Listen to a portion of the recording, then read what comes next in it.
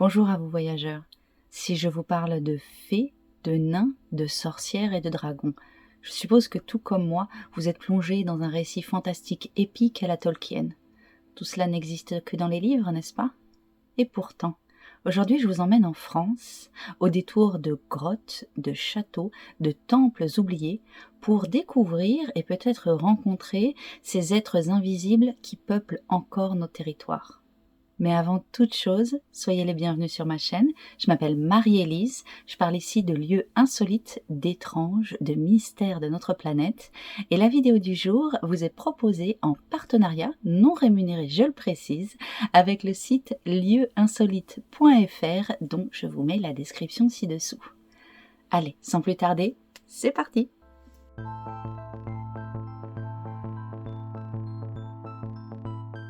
Nous allons commencer notre périple au nord de Paris, à côté de Chantilly. Alors Chantilly possède un magnifique château, mais ce n'est pas de celui-ci dont nous allons parler.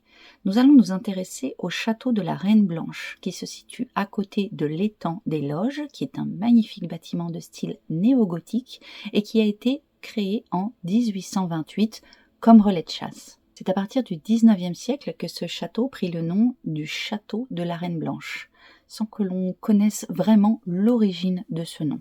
Alors il est vrai que la reine Blanche de Castille, mère de Saint-Louis, aurait séjourné dans cette région, plus ou moins à cet endroit, dans un château, mais cette anecdote est bien antérieure à la construction du château actuel tel qu'on le voit. Il est également fait mention de la présence de la reine Blanche de Navarre, épouse de Philippe VI de Valois, mais là aussi, sa présence en ces lieux est bien antérieure à la création du château. Alors qu'en est-il exactement du nom Château de la Reine Blanche? Le château, tel qu'on le voit actuellement, est en fait un bâtiment qui a été embelli, reconstruit et qui servait de pêcherie à des moines cistériens. Alors il faut savoir qu'il ne serait pas impossible que les moines se soient installés sur un lieu de culte précédent. C'est quelque chose que l'on voit énormément pour tous les prieurés, les églises, les temples, les chapelles. Souvent, le lieu choisi était déjà un lieu de culte avant même qu'il s'y installe. Alors qu'a-t-il de particulier ce château ?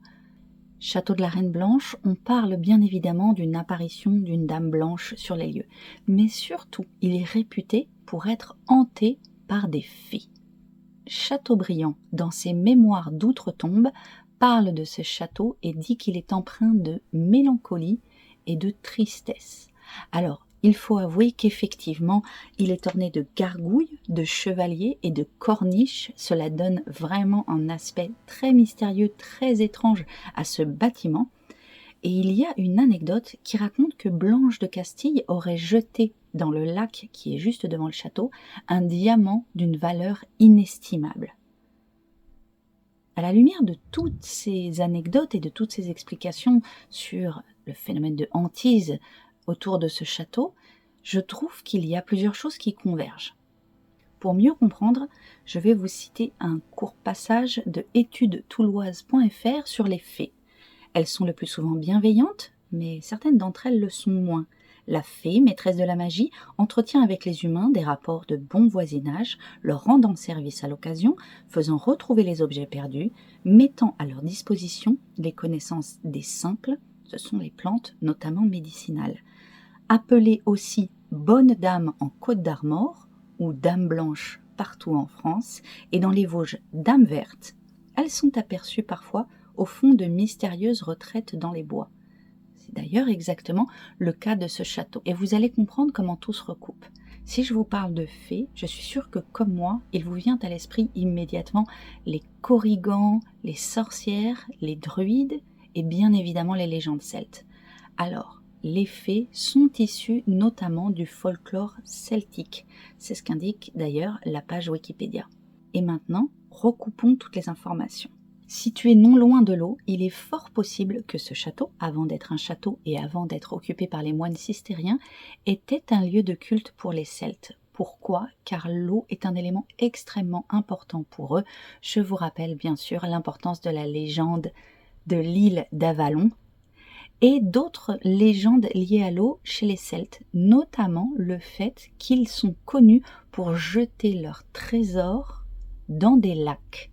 il y a de très nombreuses légendes historiques qui racontent le fait que des peuplades celtes, après avoir volé des choses, les jetaient dans des lacs afin de les rendre aux dieux, ou en tout cas de les faire retourner là où ils pensent qu'ils doivent aller. Et là, cela recoupe cette légende de Blanche de Castille qui aurait jeté un diamant d'une valeur inestimable dans le lac des Loges, situé juste en face de ce château. D'autre part, car l'histoire et les légendes finissent toujours, bien que déformées, à se propager sur un lieu, je remarque la présence de chevaliers gravés sur le château. Les chevaliers sont souvent une référence aux Templiers. Les Templiers étaient des chevaliers de l'ordre du Temple et leur rôle était notamment de christianiser en fait la France par rapport, face aux païens qui l'habitaient, ces païens étant des Celtes. Très souvent, les chevaliers font le lien entre les peuples anciens de France, les Celtes, les païens, et le catholicisme, les chrétiens qui arrivaient sur le territoire. C'est notamment tout le cas de la légende du roi Arthur que vous connaissez. Le roi Arthur est un roi chrétien qui croit en Dieu, mais n'oubliez pas qu'il est accompagné d'une fée, Viviane, et un druide, Merlin l'Enchanteur. L'histoire du roi Arthur est aussi l'histoire de ce lien, en fait, entre les peuples anciens et la christianisation du monde, en tout cas en France. Il est donc fort probable que ce château de la Reine Blanche, dont l'histoire pourrait être liée aux Celtes, soit effectivement habité par des fées. On en a parlé dans les commentaires pour ceux qui sont férus de la forêt de Brocéliande, qui est aussi une forêt habitée par les légendes du roi Arthur et de Merlin l'Enchanteur. Certains endroits comme ça sont propices à ressentir des énergies particulières et à entendre notamment le petit peuple que sont les elfes, les korrigans et les fées se balader dans les bois. Je ne suis pas encore allée au château de la Reine Blanche, mais je suis sûre que c'est l'ambiance qu'on peut retrouver sur les lieux. Et de là, tout fait sens. Ce château de la Reine Blanche, habité par des fées, est à mon sens véritablement propice à ressentir les énergies qui peuvent rapprocher les gens de ce qu'on appelle le petit peuple chez les Celtes, et à qui d'ailleurs les Celtes faisaient des offrandes. Ils laissaient régulièrement sur le bord des fenêtres, par exemple, des bols de lait, ou encore ils faisaient des petits tas de graines pour le peuple de la forêt, et quand ils revenaient et que ces petits tas avaient disparu, ils étaient persuadés que les fées, les korrigans, les êtres de la nature étaient venus les chercher. Cela rend, selon moi, ce château absolument fascinant et cela remet en contexte sa légende comme quoi c'est un château hanté. Mais passons à la suite du parcours. Nous allons continuer notre périple vers l'est, près de Verdun, dans la ville de Bar-le-Duc, pour aller voir l'étrange transi René de Chalon. Un transi, c'est un art funéraire de la fin du Moyen-Âge et du début de la Renaissance, qui est une sculpture qui représente un corps nu, décharné, voire en putréfaction. Celui de Bar-le-Duc, qui est dans l'église de Bar-le-Duc, est absolument exceptionnel. Alors, à de nombreux égards, notamment la finesse de sa réalisation, c'est Ligier Richier qui l'a fait, mais aussi parce que sa position, la façon dont il est représenté, n'est pas du tout traditionnelle des transis habituels. Cette sculpture funéraire représente René de Chalon, qui est mort au combat lors du siège de Saint-Dizier. Il n'avait que 25 ans. La sculpture est dans une position debout, contrairement aux autres transis, avec la tête et le bras gauche levés vers le ciel et sa main droite contre son cœur, ou en tout cas ce qu'il en reste contre sa cage thoracique. Il se dit que René de Chalon, sur son lit de mort, aurait demandé à avoir cette sculpture, donc un transi sur sa tombe, sur sa sépulture, et qu'il aurait spécifié qu'il souhaitait que cela le représente, selon ses termes, 3 ans après sa mort. Il a donc laissé cette sorte de testament à François Ier de Lorraine, qui était le frère de sa femme Anne de Lorraine, et François Ier aimait énormément le travail de Ligier Richier et lui aurait demandé de réaliser cette sculpture pour son défunt beau-frère. Mais cette version est souvent contredite. On dit maintenant qu'en fait, elle n'est pas vraie. Alors pourquoi un transit aussi exceptionnel en l'honneur de cet homme? Alors justement, moi, je me suis longuement posé la question de pourquoi René de Chalon aurait bénéficié de cette œuvre absolument unique. Donc, je vous l'ai expliqué, le transit, au lieu d'être allongé comme la plupart des autres œuvres de ce style, de cet art funéraire, est lui debout, la main levée, regardant le ciel. Il est complètement décharné.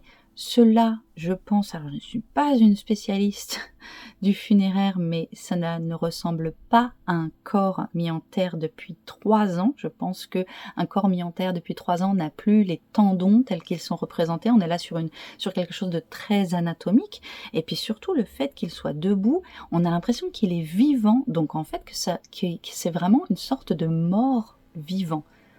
Pourquoi, pour René de Chalon, on aurait une sorte de mort-vivant? Alors j'ai essayé d'explorer les légendes et les symboliques autour de cette notion de corps décharné. Je me suis mis donc en quête de références, de recherches. Je n'ai pas réussi à trouver tout ce que je voulais toute seule. J'ai donc demandé à des amis qui sont aussi férus de ce genre de représentation. Je fais un grand merci à Max, Fifi et Seb d'ailleurs à cet égard, qui sont tous mis sur la piste du corps décharné, de cet être sans peau et de ce que cela pouvait représenter.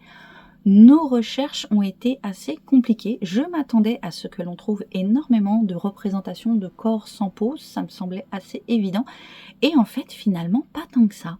Nous avons trouvé que dans la mythologie grecque, Apollon avait écorché Marsyas, c'était un supplice, que chez les catholiques, Saint Barthélemy avait subi le même sort, mais donc entre Marsyas et Saint Barthélemy, pas de lien avec René de Chalon. Et nous avons aussi trouvé, c'est assez intéressant, que chez les Aztèques, il y a Xipe-Totec, qui est le seigneur écorché, dieu de l'agriculture, de la vie et de la résurrection. Je ne pense pas que cette œuvre soit une référence à Xipe-Totec. Ainsi donc, le mystère de l'écorché du transit de René de Chalon dans cette église reste entier. Mais si ce transit est extrêmement connu et très visité dans l'église de Bar-le-Duc, à mon sens, il vole la vedette à la véritable héroïne de ces lieux, qui est Notre-Dame du Guet, une statue représentant la Vierge avec l'enfant Jésus dans ses bras et qui aurait quand même sauvé la ville en 1440. Je vous lis.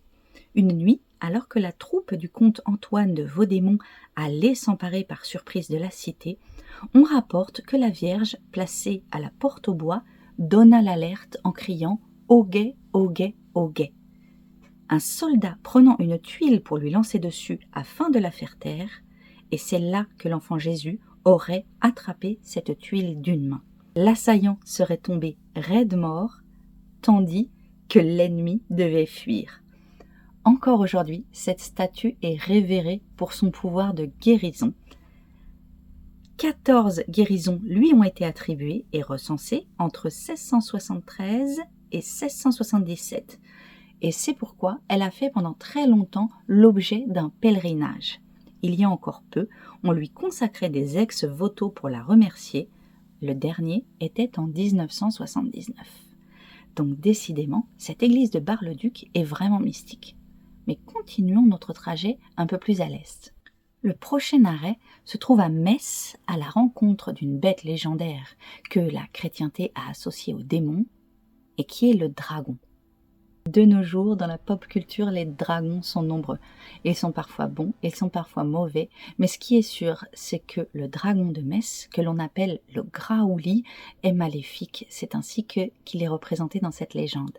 Son nom, le Graouli, serait une déformation du mot allemand graulich, qui veut dire effrayant. Alors, on le décrit comme un dragon buveur de sang, avec une queue de serpent, des crocs acérés et une longue langue écarlate, semant mort et destruction. La légende commencerait entre 783 et 786, alors que le moine bénédictin Paulus Diaconus, écrit de façon très imagée dans son livre Gesta Episcorem Matentius, comment Saint Clément aurait débarrassé la région de la présence du dragon.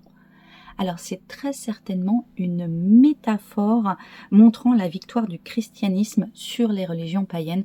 Je vous en parlais dans la première anecdote sur le château de la Reine Blanche, bien qu'en fait ce soit rarement explicité en tant que tel, il y a énormément de légendes, d'histoires qui font allusion à la christianisation du peuple français, qui s'appelait pas encore la France, mais du peuple dit ancien et notamment celtique, païen. Pourquoi païen? Car ils ne croyaient pas en Dieu, eux pensaient qu'en fait Dieu, ou en tout cas la création, était dans tout. Ils étaient polythéistes. La religion chrétienne, elle, souhaitait imposer une vision de monde monothéiste avec un seul Dieu. Donc pour en revenir au Graoli de Metz, il est décrit que Saint Clément, évêque de la ville, finit par entrer dans l'amphithéâtre et sans peur jeta sur le dragon sa tunique qui noua fermement, privant le dragon de l'usage de ses ailes. Il le tira alors jusqu'à la rivière, il y jeta la bête et elle s'y noya. Le dragon de Metz, le Graouli, devint alors un symbole de la ville et il est encore aujourd'hui présent partout. Son effigie, autrefois promenée lors de processions, se morfond dans la crypte de la cathédrale de Metz où il est perché sur une voûte attendant une victime. On le voit aussi accroché à un clocheton surveillant la ville et suspendu en vol dans la rue Taizon où les parents murmurent encore à leurs enfants « Taisons-nous, taisons-nous, car le Graoli rôde ». Le dragon fait partie du folklore traditionnel français. La conservatrice du musée de Cluny, magnifique musée d'ailleurs sur le Moyen-Âge, si vous passez à Paris, n'hésitez pas à y aller. Pour ma part, c'est une des plus belles collections, notamment de bijoux médiévaux que j'ai vus là-bas, et le lieu est très très joli, en plein cœur de Paris, à Cluny. Donc, la conservatrice de ce musée, qui s'appelle Isabelle Bardiès-Fronty, affirme qu'on a recensé en France 40 villes fondées sur le mythe du dragon. Alors il a bien sûr Metz, dont je viens de vous parler, avec le Graouli, cette créature terrifiante, mais il y a évidemment la Tarasque de Tarascon, qui est un dragon affreux à tête de lion, avec des dents plus grandes que des épées, au buste plus large que celui d'un bœuf, et une haleine pestilentielle. La Tarasque est encore de nos jours l'objet de fêtes annuelles et de représentations. Elle sévissait dans les marécages de la ville, à savoir que les fêtes associées à la Tarasque de Tarascon ont été classées comme patrimoine immatériel de l'humanité. Il y a aussi la Grand Goule de Poitiers et enfin, tout en haut du Mont Saint-Michel, à son point culminant, il y a une statue impressionnante de 6 mètres de haut qui représente l'archange Michel en train de terrasser un dragon. C'est donc une représentation très importante en France et dans de nombreuses villes. Et justement, le Mont Saint-Michel, ça nous fait une belle transition jusqu'au lieu suivant. Car nous allons effectivement aller jusqu'au Mont Saint-Michel, mais nous n'allons pas traverser la France, nous allons aller encore un peu plus à l'est, dans les Vosges, à la rencontre des sorcières. Dans la forêt, au nord de la ville de Saint-Jean-de-Saverne, il y a des sites absolument magnifiques qui valent le détour, et notamment ce qu'on appelle le Hexenkreis, c'est la ronde des sorcières, qui est un grand bassin de 4 mètres de diamètre et profond de 50 cm. Les histoires qui se racontent autour de ce lieu tournent autour de la présence de rassemblements pour les sabbats, qui sont les fêtes pour les personnes qui révèrent notamment les esprits de la nature, la Wicca, voilà, ce sont notamment les solstices et les équinoxes, et tout ça vient d'une légende concernant une femme s'appelant Ita, qui était l'épouse du comte Pierre de Lutzelbourg, qui était elle-même réputée pour être une grande sorcière et qui aurait ici commencé en fait des cercles de sorcières pour des élèves sorcières qui écoutaient celle qui officiait au centre et qui expliquait donc des secrets occultes sur la sorcellerie. Et là, on va encore revenir aux légendes anciennes et notamment liées aux Celtes, puisqu'en fait, il est décrit que ce serait un lieu de culte celte pour Bélénos, qui était le dieu du soleil, le dieu de la lumière, et le bassin servait pour des bains rituels ou pour recueillir le sang d'animaux sacrifiés. Alors là, je vous lis ce que j'ai lu sur la documentation internet au sujet de cet endroit, mais je peux vous dire, pour avoir longuement étudier les légendes et les traditions celtes, parce que c'est un sujet qui m'intéresse énormément, qu'a priori, il n'y a jamais eu de sacrifices animaux, et encore moins sanglants, chez les Celtes. Alors je ne sais pas pourquoi ils sont représentés ainsi, on n'en a aucune trace. Très souvent, les coupes et les endroits où il pouvait y avoir du liquide servaient pour de l'eau. Je vous ai dit que l'eau était un élément extrêmement important pour eux. Enfin, en tout cas, c'est comme ça qu'on les décrit. On parle de sacrifice. Mais ce n'est pas la seule partie intéressante. Sous le bassin se trouve un abri rocheux désigné sous le terme de Hexenhöhle. Excusez-moi, je ne parle pas allemand, donc mon accent n'est pas parfait. Hexenhöhle voudrait dire la grotte des sorcières. Il y a des aménagements dedans, comme une rotonde, un trône et les traces d'une porte, mais surtout une sorte de sarcophage taillé dans la roche. Alors ici, il est vraisemblable que les croyances et donc les traditions se soient succédées. Le sarcophage en question me fait fortement penser à ce que l'on a vu dans le village médiéval troglodyte de Couteau. Je vous mets le lien ici. Cela peut être lié à des rituels, notamment ceux de passage de l'adolescence au monde adulte. C'est aussi quelque chose que l'on voit sous les francs-maçons. En tout cas, moi, c'est ce à quoi ça m'a fait penser tout de suite. Mais la légende est encore plus intéressante que mes suppositions, puisque on suppose que ce sarcophage fut le tombeau de la fameuse Ita, qui se baladait là un jour de canicule avec son époux. Son époux se plaignant de la chaleur écrasante, elle lui proposa alors un petit rafraîchissement. Et la sorcière déclencha un orage, une tempête qui ravagea toute la région. Le comte, son époux, n'en pouvait plus. Il pensait effectivement que c'était une sorcière, qu'en plus elle se moquait de lui. Il décida de l'emmurer dans ce sarcophage qui devint donc son tombeau. Le lieu est aujourd'hui révéré, bien sûr, par les pratiquants de la Wicca de toutes sortes, mais aussi par les radiesthésistes qui considèrent que c'est un lieu à très forte énergie et qui passe régulièrement. Donc si vous allez visiter cet endroit, ne vous étonnez pas de ne pas être seul et surtout de rencontrer des gens qui sont potentiellement très au fait de ce genre de pratique.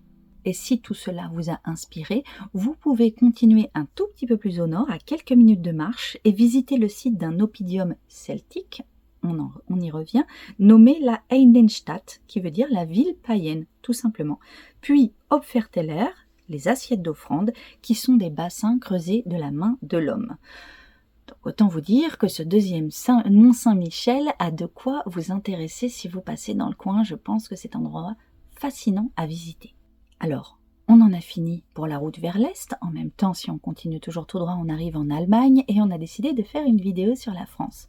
On va donc redescendre un petit peu vers le Jura. Et nous allons voir la ville de Ferrette, qui est extrêmement connue pour une chose, la grotte aux nains.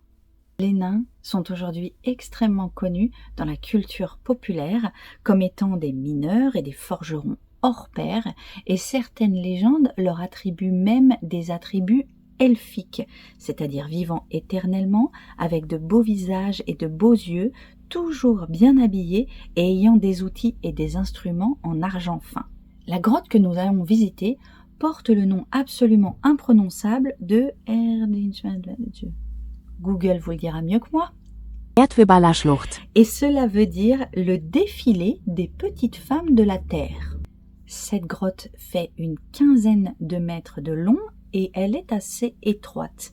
Elle est située dans une gorge de calcaire de 25 mètres de profondeur, au milieu duquel trône un tilleul qui aurait 140 ans, ce qui est assez jeune pour un tilleul qui peut quand même atteindre le millier d'années. La légende concernant ce lieu a été recueillie dans le magazine La Revue Alsacienne en 1851 et elle décrit en ces termes. Il y avait un temps où la caverne des loups, située à quelque distance de Ferrette et enfoncée dans les rochers, était habitée par un peuple de nains. Il y avait des chambrettes taillées dans le cristal de roche et tous les meubles étaient d'argent. Chacune de ces chambrettes était occupée par un couple de nains, hommes et femmes. Tous ceux qui les avaient vus étaient émerveillés de la beauté de leurs traits et surtout de l'éclat particulier de leurs yeux qui brillaient comme des étoiles. Ils n'avaient point d'enfants et jouissaient d'une jeunesse éternelle. Souvent, ils prenaient plaisir à descendre dans la vallée et à entrer dans les habitations dispersées çà et là sur les flancs de la montagne, et leur voix douce et mélodieuse cherchait à imiter le langage des pâtres et des laboureurs qu'ils venaient visiter. Alors ces nains aimaient offrir des présents, aider les humains de la contrée en les soignant, et ils gardaient les enfants et ils consolaient aussi les infirmes.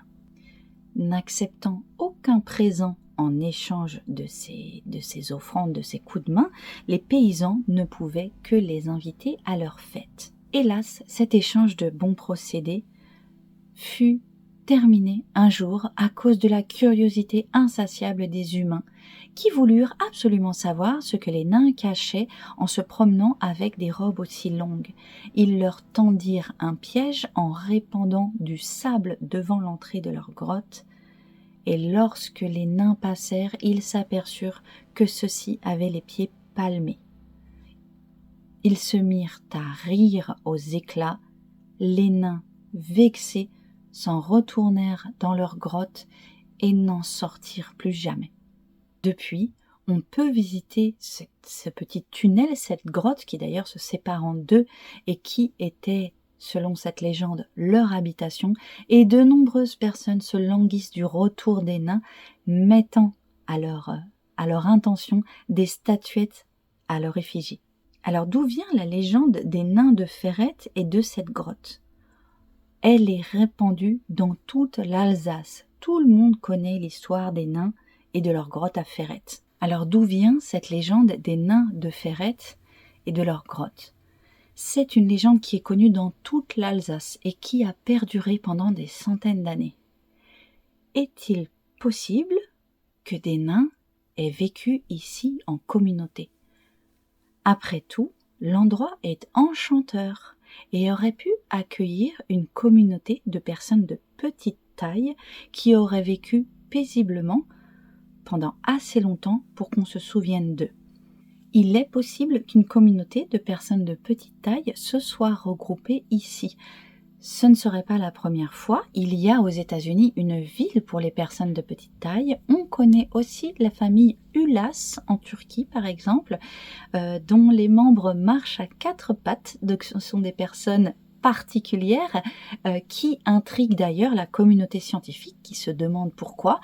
Je pense que pourquoi je fais un rapport avec les personnes de petite taille, je pense que si la famille Ulas ne perdure pas dans le temps, d'ici quelques centaines d'années, elle pourrait être le sujet de légendes. Alors serait-il possible qu'une véritable communauté de personnes de petite taille ait vécu là ? Avait-il les pieds palmés ? À vrai dire, on s'en fiche. Cette communauté semblait bienveillante et être particulièrement bien intégrée avec les habitants des villages alentours et notamment celui de Ferrette. D'ailleurs, les habitants des villages alentours et notamment ceux de Ferrette se languissent du retour de cette communauté de personnes de petite taille qu'ils appellent donc des nains, illustrant parfaitement le dicton qui dit que c'est lorsque l'on l'a perdu que l'on apprécie le plus ce que l'on avait alors près de nous. Et c'est ainsi que nous terminons ce tour de l'Est de la France sur les traces des fées, de dragons, de nains et d'un mort-vivant bien étrange. J'espère que ce format un peu plus documenté vous a plu. C'était un spécial Halloween. Je voulais vous présenter plein de lieux différents. Et nous allons nous retrouver dimanche prochain pour terminer la saison Halloween avec un épisode sur Dracula. Je sais que vous aimez ce sujet et je vous ai préparé quelque chose de spécial aussi à cette occasion. Voilà, c'est tout pour aujourd'hui. Comme d'habitude, je vous remercie de votre attention. Je tenais à vous annoncer que j'ai ouvert un espace Patreon afin de pouvoir discuter avec la communauté. Le lien est ci-dessous et dans les liens de la chaîne. C'est totalement gratuit, il faut devenir membre pour lire et ça me donnera l'occasion de discuter un peu mieux avec vous que dans les commentaires YouTube qui sont mal adaptés sur vos idées, vos envies, échanger des informations et parler un peu du futur de la chaîne et de ce que nous pourrions partager avec vous afin d'avancer. Voilà, tout simplement. Écoutez, c'est tout pour le moment. Je vous dis à très bientôt et merci, à bientôt pour de nouvelles découvertes. Ciao!